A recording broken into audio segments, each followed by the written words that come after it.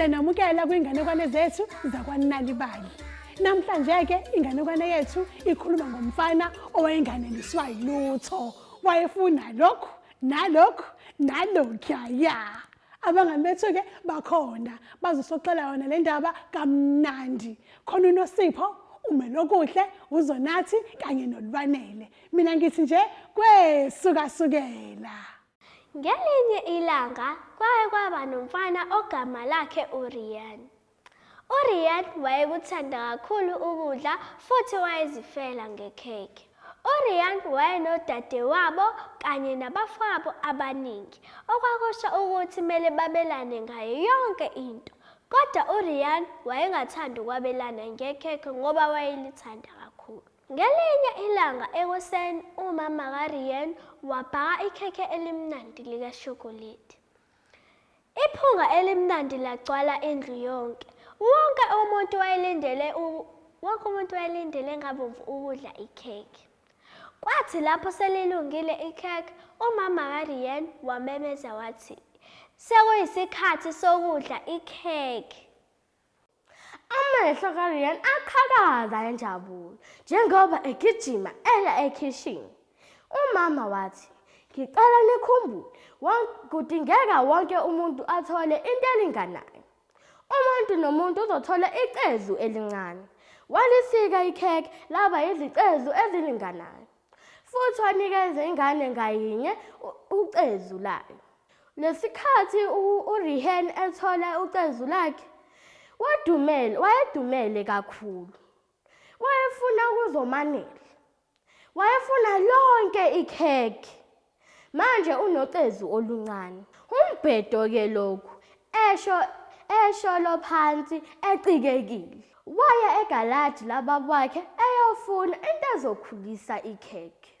Egalaji uRian wacinga kuwo wonke amathuluzi kayise kanye nezinto ayezenzile. Kwakunamathuluzi ayesawakhumbula, njengezipanela kanye nezikudrayiva. Kodwa kwakunomshini owabukeka ngendlela eyinqaba, engangokuthi wayengawazi ukuthi nguwani. Ngemuva kwegalaji wathola ibhokisi elalibhalwe ukuthi Makhulisa kulo.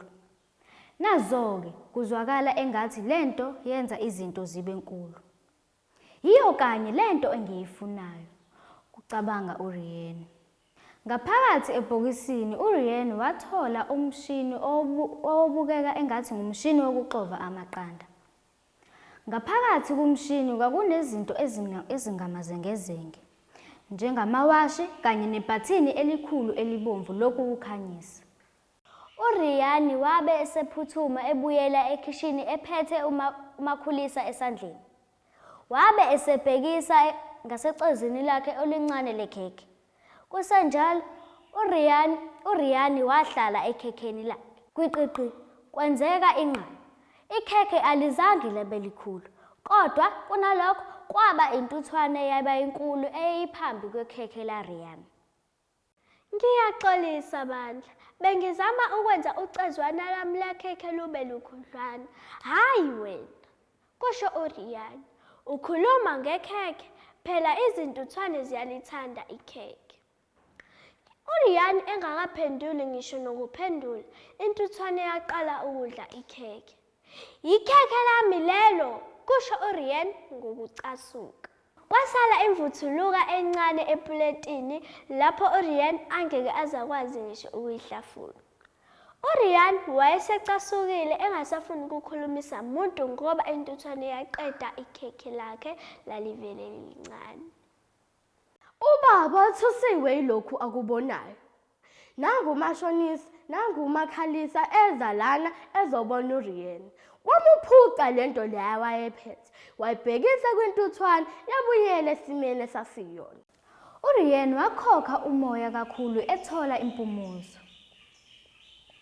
Wabe esebuka ipuleti lakhe lekhekhe. Kwakunamavuthuluka nje ekhekhe amancane, ayengakwazi ngisho nanokuthi ewalume. "Mina bengifuna nje ukwenza ucezwana lami lekhekhe lube lukhudlwana," esho ngezwi elidabukisayo. Ubaba wakhe wamubuka ngokudina. "Rian, yilokhu okwenzakalayo uma sifuna ukwengeziwe. Kumele sabelane ngayo yonke into. futhi akumele ufune ukwengeziwa kunalokhu okufanele. URian wabe esebukeka ngendlela edabukisayo. Ngiyaxolisa baba. Ngeke ngiphinde ngiyenze lento, esho ngezwi elincane.